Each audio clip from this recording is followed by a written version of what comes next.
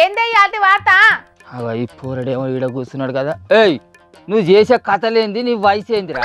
కొద్దిగా బుద్ధి ఉన్నదా నీకు? నీ అయ్య వాళ్ళు నిన్ను గింతెత్తు వాటికనే సాధినారా? నువ్వు బయటకు పోయి నేర్చుకున్న చదువు గిదేనా? సార్లు చెప్పిన చదువు గిదేనారా? తోచోడు తొడగోసుకుంటానా, నువ్వు మెడ కోసుకుంటావా? పనాడు ఇంటికి బా. నేను రానుపో. ఊళ్ళో ఎంత ఇజ్జత్ పోతుందో తెలుసా? ఓ నీకున్నది నా తోక మాటల ఇజ్జత్ అని నువ్వు నాకు నీ ఇజ్జత్ గురించి చెప్తాను. వాళ్ళకి తక్కువ నాడు ఇంటికి నాడు. ఏంటి ఎందుకు రావు? అగో ఏందే తాత, ఆ తమ్ముడిని గంతగానే మతిమలాడుతున్నావు ఎందుకే? వాళ్ళ ఇంట్లో ఏదైనా పంచాయతీ గిట్లా అయిందా ఏంది?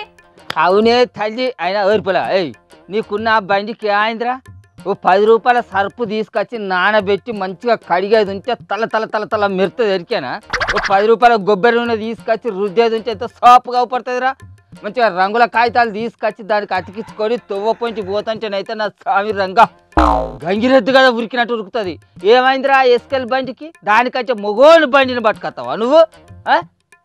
తప్పుడు దేవుని ఏ ఇంతకి ముచ్చటేందో చెప్పమంటే గా పొలగానికి శుద్ధులు నేర్పుతున్న ముసలోడా, ముచ్చటేందో చెప్పరాదు నాకు.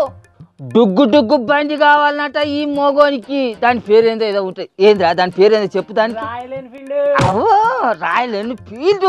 అవో ఆ బండి కావాలన్నట ఈ మోగోనికి. అంచను 2.5 లక్షల రూపాయలు పెట్టి ఏ నిచ్చలు కొంటారా? షిప్ రెంచుకోవాలని నీ అయ్యావా?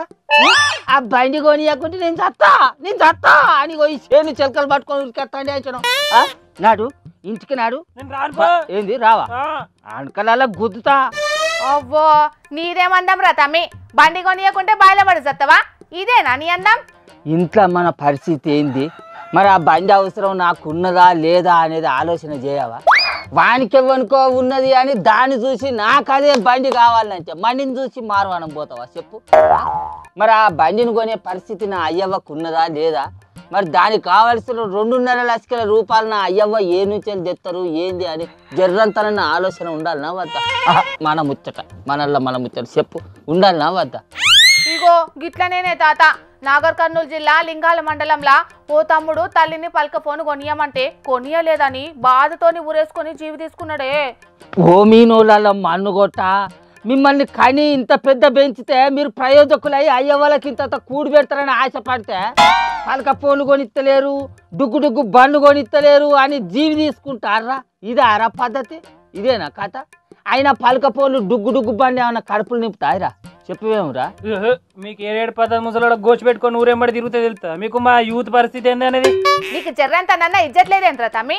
నీ అబ్బాయిలు రెక్కలు ముక్కలు చేసుకొని సంపాదించిన సొమ్ముతోని ఇట్లా జల్సాలు చేసే బదులు నువ్వే కష్టం చేసుకొని సంపాదించుకొని కొనుక్కోవచ్చు కదరా బండ్లు పలక ఫోన్లు.